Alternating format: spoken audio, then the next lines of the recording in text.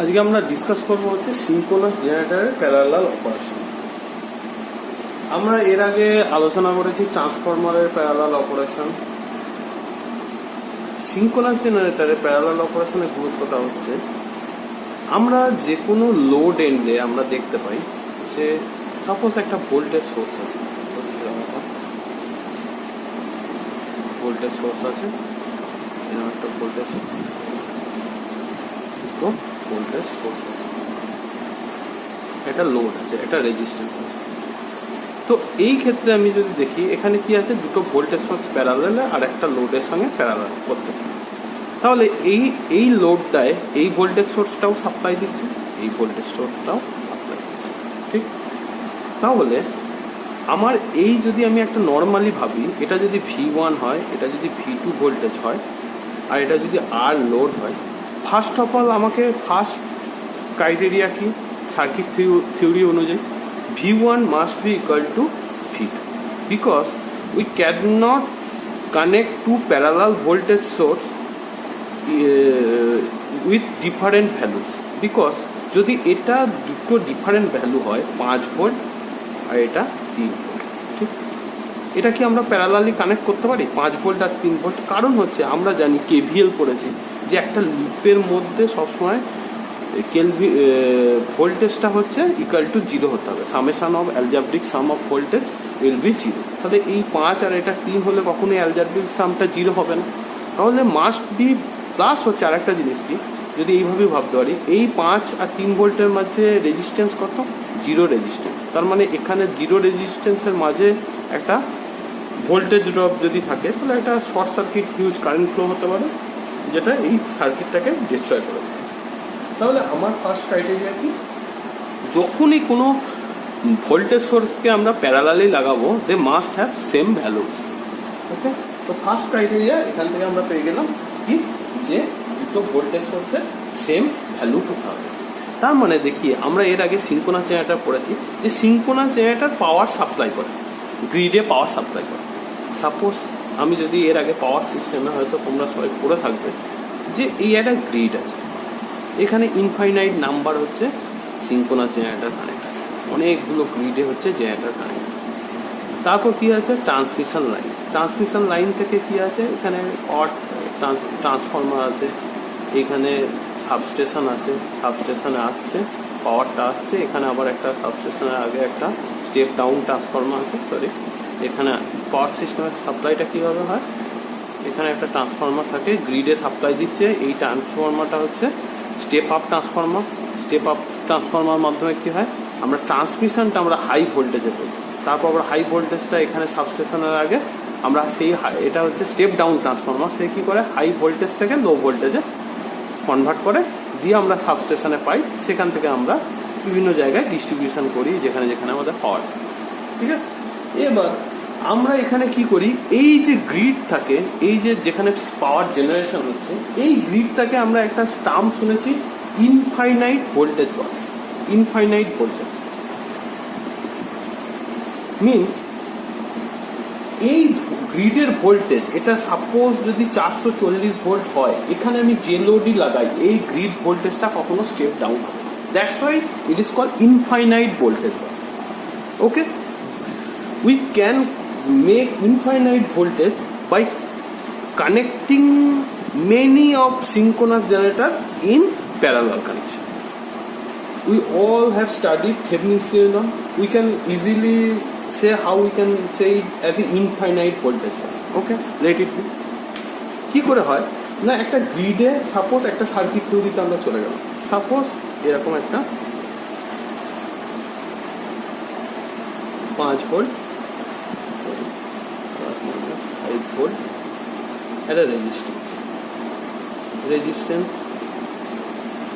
5 volt, resistance 5 volt, এরকম করে ধরো এন নাম্বারটা আছে, এরকম দিয়ে আমি এই সার্কিটটা এইখান থেকে আমি দেখছি, এইটা হচ্ছে grid, N number of generator, যেটা হচ্ছে একটা ভোল্টেজ, যে কোনো জেনারেটারে আমরা জানি কি এটা হচ্ছে ভোল্টেজ ভ্যালু, এটা হচ্ছে রেজিস্ট্যান্স, আর্মেচার যে রিঅ্যাক্টেন্সটা থাকে জেনারেটেড ইএমএফ আর হচ্ছে আর্মেচার রিঅ্যাক্টেন্স। আমরা এখানে একটা ডিসি সার্কিট ভাবছি, যেটা আমরা পরে জেনারেটর দিয়ে রিপ্লেস করবো। এরকম যদি কোনো একটা সার্কিট থাকে, ধরো সেম ভোল্টেজ প্রত্যেকটারই 5 ভোল্ট 5 ভোল্ট 5 ভোল্ট করে আছে, ওকে।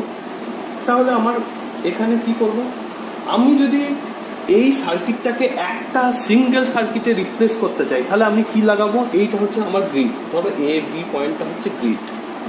আমাকে কেউ বললো এ বি পয়েন্টটাকে আমি সিঙ্গেল সার্কিটে রিপ্লেস করবো। আমরা জানি এর আগে সিঙ্গেল সার্কিটে কিভাবে রিপ্লেস করা যায়, আমরা প্রত্যেকে থেভেনিন থিওরাম করেছি। থেভেনিন থিওরামে কি করেছি, এই এ বি পয়েন্ট যে কোনো ওপেন সার্কিট পয়েন্টে সেই থেভেনিন থিওরামটাকে আমরা কিভাবে লিখতে পারি, এখানে থেভেনিন ওপেন সার্কিট ভোল্টেজ বার করবো, আর কি বার করবো, থেভেনিন ওপেন রেজিস্ট্যান্স বার করবো। থেভেনিন ওপেন সার্কিট ভোল্টেজ বার করার নিয়ম কি, এই গ্রিডটাকে ওপেন রাখবো। ওপেন রাখলে তাহলে কি এখান দিয়ে কোনো কারেন্ট ফ্লো হবে, প্রত্যেকেই 5 ভোল্ট হবে না। তাহলে এই গ্রিডের অ্যাক্রসে ভোল্টেজ কত, 5 ভোল্ট, ওকে। নাও থেভেনিনস ইকুইভ্যালেন্ট রেজিস্ট্যান্স যখন বার করবো, কি করবো, ভোল্টেজগুলোকে শর্ট সার্কিট করবো, ঠিক আছে। তাহলে ধরো এন নাম্বার অফ প্যারালাল, ধরো 1 ওহম করে প্রতিটা রেজিস্ট্যান্স 1 ওহম করে, এন নাম্বার অফ জেনারেটর আছে। তাহলে এর ইকুইভ্যালেন্ট আরটিএসটা কি হবে, parallel number of N number of same resistance. তাহলে প্যারালালে থাকলে আমরা কি হয়ে যায় জানি, আর বাই যদি 1 ওহম থাকে 1/n হয়ে যাবে, ঠিক। তাহলে আমি কি করতে পারি, দেখো এবার আমরা জেনারেটরে চলে আসি। তাহলে সিঙ্ক্রোনাস জেনারেটরের ফার্স্ট প্যারালাল অপারেশনের ক্রাইটেরিয়া কি, প্রতিটার ভোল্টেজ হচ্ছে সেম ভোল্টেজ হতে হবে। লাইন ভোল্টেজটা যতগুলো সিঙ্ক্রোনাস জেনারেটর গ্রিডে কানেক্ট করবো, প্রত্যেকের line voltage will be same value.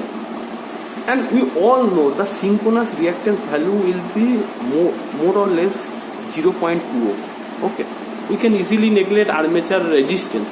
We always considering armature reactance. Okay, it is very more or less 0.2, 0.3. That's how. Now, n number of synchronous generator when we connect, then n number of 0.02 ohm is connected in parallel. When we are finding Thevenin's equivalent resistance, then 0.02/n, this value will be very less if it is 20, n value equal to 20. 20 number of synchronous generator is connected across this grid, then the equivalent Thevenin reactance will be 0.02 ohm. This is very less. So we can replace this by a single VTH and RTH. And this is grid. এই grid থেকে এবার transmission লাইনে চলে যাচ্ছে। তো থেভেনিনস voltage আমি দেখেছি প্রতিটা ভোল্টেজ 5 ভোল্ট করে হলে থেভেনিনস ভোল্টেজ কত পাচ্ছি, 5 ভোল্টই পাচ্ছে। আর এই রেজিস্ট্যান্সটা 0.02 হয়, 20টা যদি কানেক্ট হয় 0.01, this is very less, we can neglect. So we can say that this is a constant 5 volt, okay. যে ভোল্টেজটা আমরা দিচ্ছি প্যারালাল লাগানোর সময়, সেই ভোল্টেজটাই আমরা ফিক্সড ভোল্টেজ পাচ্ছি না। That's why it is called infinite bus voltage, মানে এই ভোল্টেজের কোনো চেঞ্জ নেই। থেভেনিন থিওরাম থেকে বুঝে যেতে পারছি। এবার হচ্ছে তাহলে আমরা গ্রিড ভোল্টেজ যেটা পাচ্ছি সেটা পেয়ে গেলাম ইনফাইনাইট ভোল্টেজ। এবার ইনফাইনাইট ভোল্টেজ পাওয়ার আর একটা নিয়ম, সিঙ্ক্রোনাস জেনারেটর প্যারালাল অপারেশন করতে গেলে প্রতিটা জেনারেটর সেম ফ্রিকোয়েন্সিতে অপারেট করবে। মানে ধরো 10টা জেনারেটর আছে, 10টা জেনারেটরই যখন একটা লোডকে সাপ্লাই দেবে, প্রত্যেকে যদি 50 হাজে একটা যদি 50 হাজে অপারেট করে, অপরটাও 50 হাজে অপারেট করে, ওকে। প্লাস হচ্ছে আর একটা জিনিস কি হবে, phase sequence should be same. Phase sequence মানে কি, আমরা 3 ফেজ জেনারেটরের ক্ষেত্রে 3 ফেজের ক্ষেত্রে কি জানি, এ বি সি, ঠিক। তাহলে এটা যদি A B C phase sequence হয়, এটা হচ্ছে পজিটিভ ফেজ সিকোয়েন্স। আরেকটা ক্ষেত্রে কি হতে পারে, এ সি বি, ঠিক। এটা কি নেগেটিভ ফেজ সিকোয়েন্স। অনেক সময় আমরা দেখি কি motor generator, motor induction motor উল্টো দিকে করে, ঠিক আছে। কারণ কি হয়, আমরা কখনো সাপ্লাই আমাদের ডিসিএল এন থেকে কি হয়, ফেজ সিকোয়েন্সটা চেঞ্জ হয়ে যায়। দ্যাটস ওয়াই এবিসি মানে হচ্ছে এই 3 ফেজ সাপ্লাইয়ের জন্যই রোটেটিং ম্যাগনেটিক ফ্লাক্স তৈরি হয়। সেটা কি কোন দিকে ঘোরে, এই বরাবর, এবিসি এই বরাবর। কিন্তু এসিবির ক্ষেত্রে কোন দিকে ঘুরবে, এই বরাবর, উল্টো দিকে। তাহলে একটা যদি এবিসি হয়, অপরটা যদি এসিবি হয়, একে অপরের দিকে অপোজিটলি ঘুরবে। সেটা আমার তাহলে ব্যাপারটা হচ্ছে এই গ্রিডের কখনই সিঙ্ক্রোনাইজ হচ্ছে না। সিঙ্ক্রোনাইজ মানে কি, প্রত্যেকে সেম ভাবে চলবে, voltage should be same, frequency should be same, phase sequence should be same. Okay, তাহলে এই হয়ে গেল আমার প্যারালালের টাইপ। এবার আমরা একটা প্রিভিয়াস ইয়ার একটা নিউমেরিক্যাল প্রবলেম ডিসকাস করবো, parallel operation, synchronous parallel operation, একটা নিউমেরিক্যাল। সেটা হচ্ছে 2018 সালে এসেছিল প্রবলেমটা। তার আগে আমার কিছু কথা বলা উচিত। ধরো একটা সিনক্রোনাস জেনারেটর, সিনক্রোনাস জেনারেটর হচ্ছে এটা সিনক্রোনাস। এই সিনক্রোনাস জেনারেটর কি দিচ্ছে? Electrical output.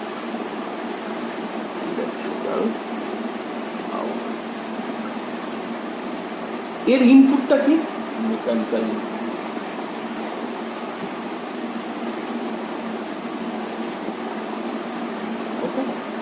নাও এখানে কি হচ্ছে? পাওয়ার, মেকানিক্যাল পাওয়ার দিচ্ছি ইনপুট, আউটপুটে পাচ্ছি ইলেকট্রিক্যাল আউটপুট। ঠিক, মেকানিক্যাল পাওয়ারটা এই জেনারেটরটাকে কে দিচ্ছে? কোনো একটা প্রাইম মুভার, মোটর সামহাও বা টারবাইন দিয়ে আমরা এই জেনারেটরটাকে ঘোরাচ্ছি, তার জন্য আমি ইলেকট্রিক্যাল আউটপুট। ঠিক আছে, এবার যদি আমরা এনার্জি কনভারসেশন ভাবি, একটা রোটেশন মোশন, মানে এই জেনারেটরটাকে আমরা রোটেট করাচ্ছি। ঠিক আছে, এই রোটেটের জন্য তো একটা কাইনেটিক এনার্জি তৈরি হচ্ছে, একটা জিনিসকে ঘোরাচ্ছি আমি এইভাবে। সেই ঘোরানোর জন্য আমি যদি একটা জিনিসকে ঘোরাই, তাহলে তার জন্য যে কাইনেটিক এনার্জি সেটা কি হয়ে যায়? Half I omega square. ঠিক আছে, তো মোমেন্ট অফ ইনার্সিয়া একটা ফর্মুলা করেছি, যেটা হচ্ছে স্পিডের সঙ্গে আমরা কি হয় এনার্জি, যে কাইনেটিক এনার্জি আছে, আমরা এর আগে কি বলেছি, শক্তিকে এনার্জিকে ধ্বংস সৃষ্টি করা যায় না, এক ফর্ম থেকে আর এক ফর্মে ট্রান্সফার হয়। তো সেম ভাবে কি হয়, এই মেকানিক্যাল ইনপুট যেটা আছে কি কাজের জন্য, এই রোটেশনের জন্য যে পাওয়ারটা, সেটাই আমাকে ইলেকট্রিক্যাল আউটপুট দিচ্ছে। সেই রোটেশনের ইনপুট পাওয়ারটা কোথা থেকে পাচ্ছি? এই I half I omega square, মানে হচ্ছে এই রোটেশনের জন্য আমরা আউটপুটটা পাচ্ছি। ঠিক, এবার সাপোজ ধরো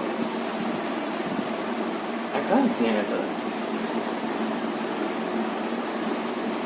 যে জেনারেটরে এখানে রোটেশন মানে কি, আমরা যে এর আগে পড়েছি সিনক্রোনাস জেনারেটর NS = 120 F/P, মানে হচ্ছে এই এফটা হচ্ছে F/P, এফটা হচ্ছে 50 হার্জ। মানে কি, এই মোটরটা, এই জেনারেটরটা, সিনক্রোনাস জেনারেটরটা 50 হার্জ RPM এ ঘুরছে, 50 হার্জে ঘুরছে স্পিডটা। মানে হচ্ছে যদি এর মানে স্পিডটা, এটা যদি পোল নাম্বার 2 হয়, 2 পোল মেশিন হয়, 50 হার্জ যদি এর ফ্রিকোয়েন্সি হয়, তাহলে এই জেনারেটরটা যে স্পিডে ঘুরছে তার ভ্যালু কত?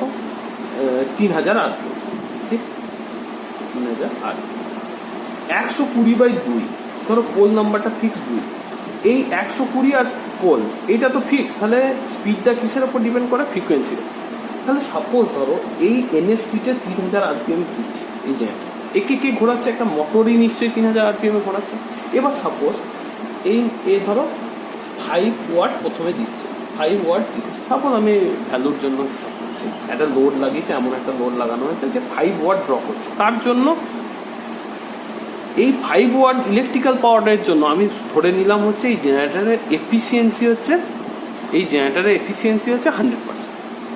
মানে for ideal condition I am assuming that the efficiency of the generator is 100%, so the electrical power output will be equal to mechanical power input. So we must have supplied the 5 watt equivalent mechanical power to the generator so that it can supply 5 watt electrical power.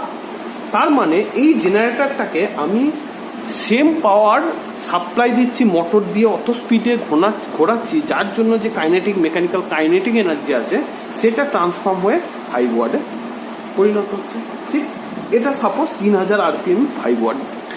ওকে, এবার দেখো একটা জিনিস, ধরো আমি এরকম ঘোরাচ্ছি, এরকম ঘুরিয়ে ছেড়ে দিই, তাহলে কি হয়? এই ঘোরার জন্য একটা, ধরো সাইকেলের চাকা একটা প্যাডেল করলে দেখবে যে কি হয়, ঘুরতেই থাকে, তারপর ছেড়ে দিলেও সেটা কিছুক্ষণ নিজের শক্তিটা ক্ষয় করতে করতে করতে ততক্ষণ অবধি চাকাটা ঘোরে যতক্ষণ অবধি ও যে এনার্জিটা অ্যাবজর্ব করেছিল সেটা যতক্ষণ না রিলিজ করতে পারে।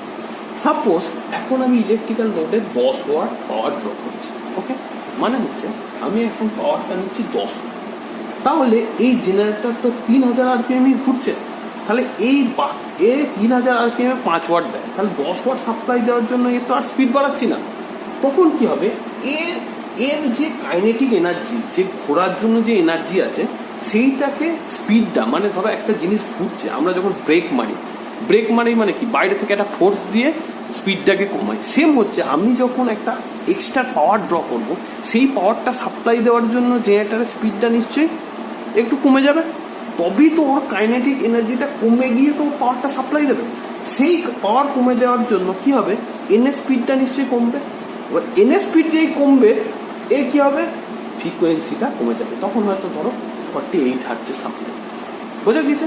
তাহলে আমরা এখান থেকে একটা জিনিস কি বুঝলাম, যে এক্সট্রা পাওয়ার যখন সাপ্লাই করবে তখন তার ফ্রিকোয়েন্সি ড্রপ হয়। ওই জন্য আমরা সবসময় পড়ি নো লোড ক্যারেক্টারিস্টিক।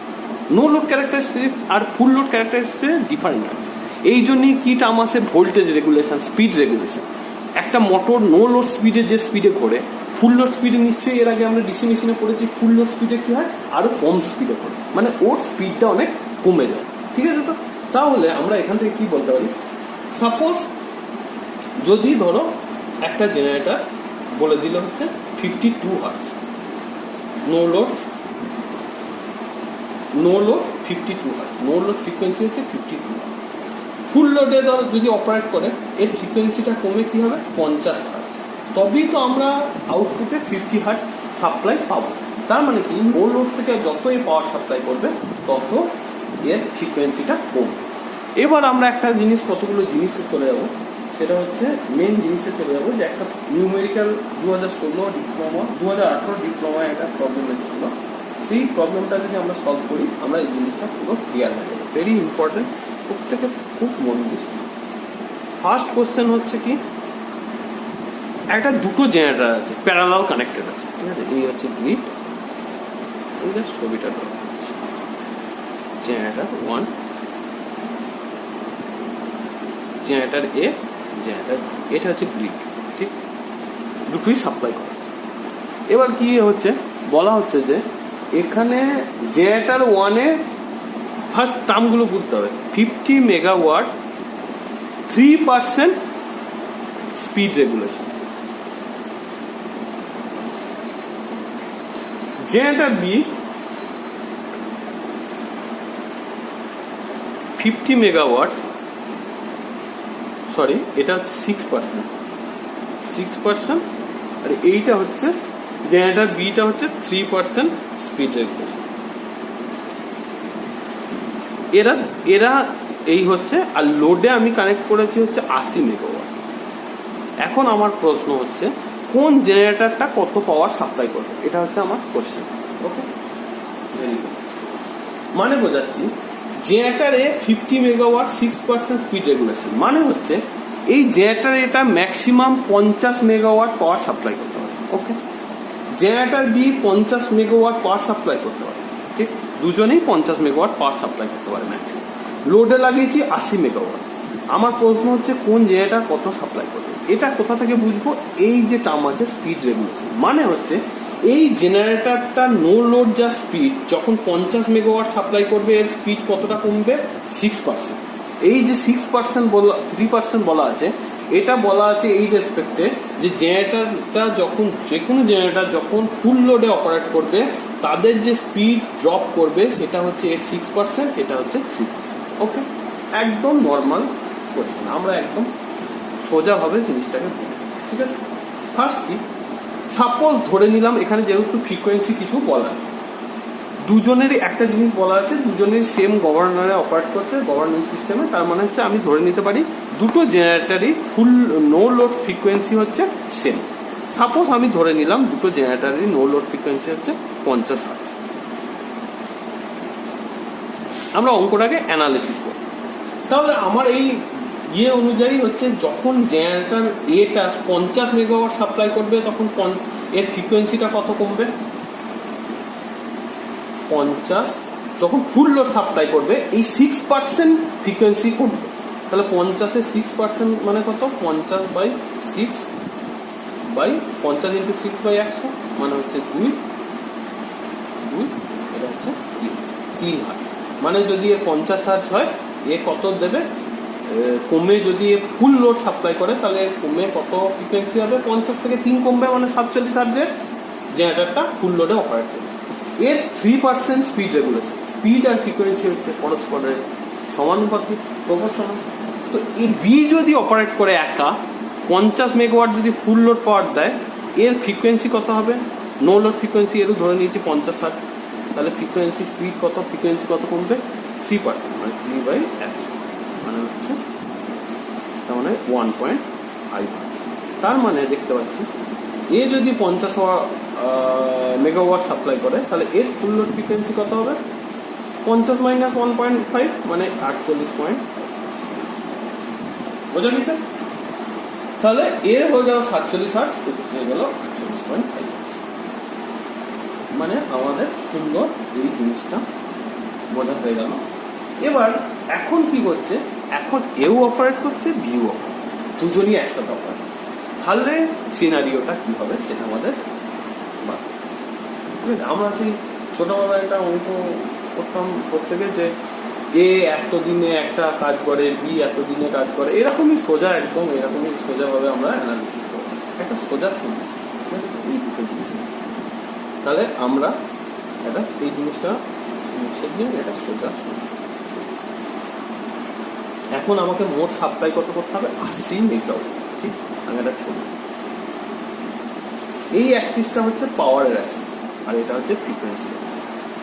দুটো ক্ষেত্রে আমি কি ধরেছি, এদের ফ্রিকোয়েন্সি হচ্ছে সেম। তার মানে ধরো এই পয়েন্ট যত পাওয়ার সাপ্লাই করবে, মানে পাওয়ার মানে এক্স অ্যাক্সিস বাড়বে, তত ফ্রিকোয়েন্সি কি হচ্ছে আমি দেখতে পাচ্ছি, এর 6% কমে কত হচ্ছে? 47 হার্টজ। এর কমে হচ্ছে 48.5 হার্টজ। এর এইটা হয়ে যাচ্ছে কত হার্টজ? ফুল লোডে কমে কত হয়ে যাচ্ছে? 47 হার্টজ। এইটা কমে হয়ে যাচ্ছে 48.5 হার্টজ। ওকে, তাহলে ধরো no load frequency, full load যদি সাপ্লাই করে, এইটা ধরো ফুল লোড মানে হচ্ছে 50 মেগাওয়াট। তাহলে জেনারেটর এর ক্ষেত্রে এই কমে যাওয়াটা কত হচ্ছে? কমে এই ফ্রিকোয়েন্সিটা কত হচ্ছে? এটা হচ্ছে এফ অ্যাক্সিস। এই যে কমছে, এই কমাটা কত? 3 হার্টজ। তাহলে এই পয়েন্টটা কত hertz? 47 hertz. Same generator B এর ক্ষেত্রে কি হচ্ছে? এ যখন 50 মেগাওয়াট সাপ্লাই করবে, এইটা হচ্ছে 50 মেগাওয়াট, এই 50 মেগাওয়াট, এর ফ্রিকোয়েন্সি কত কমছে? হাফ কমছে। এই ফ্রিকোয়েন্সি যেটা কমছে, এটা আমরা দেখতে পাচ্ছি কি 1.5। ওকে, এইটা যদি আমি ছবি দিয়ে আঁকতে চাই, এইভাবে আমি আঁকতে পারি। বোঝা গেছে? কিন্তু এখানে টোটাল মেগাওয়াট কত? 80 মেগাওয়াট। সাপোজ আমি অঙ্কটা এতক্ষণ আমরা পুরো অ্যানালিসিস করে নিলাম, এবার আমরা অঙ্কে আসবো নাকি।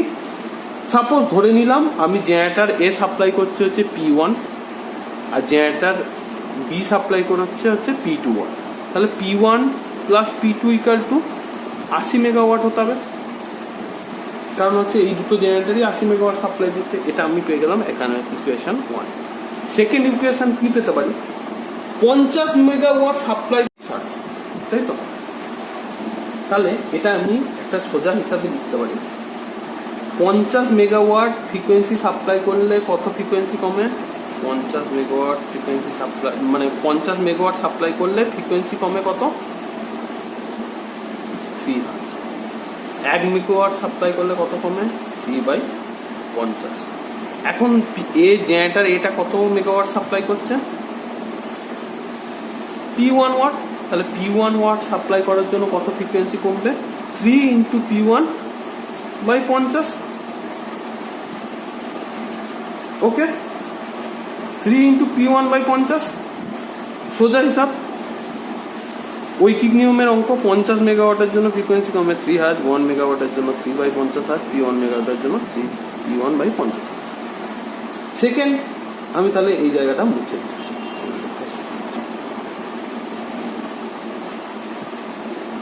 Second B, generator B 50 megawatt সাপ্লাইয়ের জন্য ফ্রিকোয়েন্সি কত কমেছে? 50 হার্টজ থেকে কমেছে 48.5, মানে 1.5 হার্টজ। 50 মেগাওয়াটের জন্য কমে কত হয়? 1.5 হার্টজ। 1 মেগাওয়াটের জন্য কত কমে? 1.5/50। P2 এ কত সাপ্লাই করছে? P2 সাপ্লাই করার জন্য কত কমবে? 1.5 P2/50। এবার একটা জিনিস এখানে আমরা আলোচনায় আসবো, আমরা এর আগে পড়তে গিয়ে কি করলাম? প্যারালাল অপারেশন করলে সেম ফ্রিকোয়েন্সিতে অপারেট করতে হবে। বোঝা গেছে? দুটো জেনারেটরকে কি করতে হবে? সেম ফ্রিকোয়েন্সিতে অপারেট করতে হবে। তাহলে এখান থেকে আমরা কি বলতে পারছি? প্রত্যেকের প্রথম ফ্রিকোয়েন্সি কত ছিল 50 হার্টজ, এ কতটা কমেছে 3.3 P1/50, মানে যতটাই কমবে P1 সাপ্লাই করে যতটা কমবে P2 সাপ্লাই করে ততটাই কমতে হবে, তবে তো দুজন সেম পয়েন্টে অ্যাপ্লাই করবে, অপারেট করবে। কারণ দেখো ছবিটা এরকম, এই কোনো একটা পয়েন্টে এরা অপারেট করছে। এইটা হচ্ছে P1, এই লেন্থটা, এইটা হচ্ছে P2, এই লেন্থ। দেখো P1 প্লাস P2 হচ্ছে, এই টোটালটা হচ্ছে 80 মেগাওয়াট। কিন্তু এই যে লেন্থ ডেলের, তো আমি কি বলেছি ফ্রিকোয়েন্সি প্যারালাল অপারেশন মধ্যে পাওয়ার আলাদা সাপ্লাই করতে পারে, কিন্তু ফ্রিকোয়েন্সি মাস্ট বি সেম, মানে অপারেটিং পয়েন্টে দুজনের ফ্রিকোয়েন্সি সেম, মানে হচ্ছে এটা এই পয়েন্টটা হচ্ছে ডেলের যেটা কমবে, যতটা কমবে ফ্রিকোয়েন্সি যতটা কমবে সেটা সেম পয়েন্ট হবে, কারণ হচ্ছে এদের নো লোড ফ্রিকোয়েন্সিও সেম পয়েন্ট। তাহলে আমি কি লিখতে পারি 3P1/50 ইকুয়াল টু 1.5 P2/50, 50 কেটে গেল, P2 ইকুয়াল টু আমরা কি পেয়ে যাচ্ছি 2P1। তাহলে এটা আরেকটা ইকুয়েশন পেয়ে গেলাম, equation 2। P1 plus P2 equal to কত ছিল 80 মেগাওয়াট, আবার কি পেলাম P2 ইকুয়াল টু 2P1, তার মানে 3P1 ইকুয়াল টু কত 80। তাহলে P1 ইকুয়াল টু কত পেলাম 80/3, মানে কত 80/3 মানে হচ্ছে 26 পয়েন্ট। তাহলে P1 ইকুয়াল টু কত পেলাম 26.66 মেগাওয়াট। তাহলে এখান থেকে P2 ইকুয়াল টু কত 26, P1 ইকুয়াল টু যদি 26.66 megawatt pi, P2 equal to কত 2 ইন্টু দ্যাট, মনে হচ্ছে 53, P2 ইকুয়াল টু 53.22। জাস্ট এখানে কনসেপ্ট আমার দরকার যে আমরা কিভাবে জিনিসটা বার করছি, এটাই হচ্ছে পুরো অ্যানালিসিসের কনসেপ্ট, যে আমরা কিভাবে বার করছি কতগুলো জিনিস